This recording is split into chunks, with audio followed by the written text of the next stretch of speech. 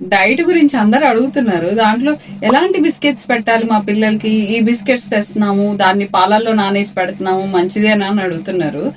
దీని గురించి ఈ వీడియోలో మాట్లాడుకుందాం. Hi, I'm doctor Sushmita, consultant paediatrician from Guntur.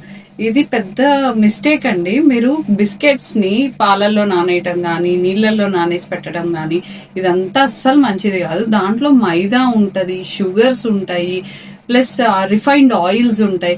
వీటన్నిటి వల్ల వాళ్ళకి అపటైట్ అంటే ఆకలి అనేది పోతుంది మీరు పెట్టే ఫుడ్ వల్ల.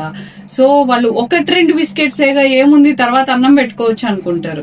ఒకటి రెండు కాదండి, ఒక్కొక్క బిస్కెట్ నుంచి చాలా క్యాలరీస్ వస్తాయి. దానివల్ల వాళ్ళకి ఆకలి వేయదు.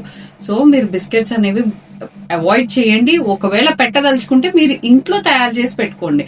అది కూడా ఎప్పుడు లంచ్ కి 2 hours ముందు, లేదా తినేసిన తర్వాత 1 hour తర్వాత పెట్టుకోండి.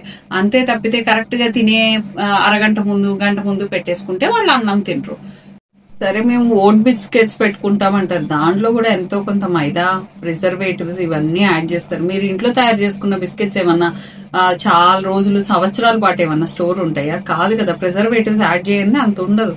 సో ఏ బిస్కెట్స్ అయినా మీరు హెల్దీగా చేసుకొని, ఆల్మండ్ ఫ్లోర్ అంటారు, ఓట్, జాగరీ పౌడర్, వీటితో తయారు చేసుకోండి. సో ఈ మిస్టేక్ మీరు మాత్రం ఖచ్చితంగా చేయకండి.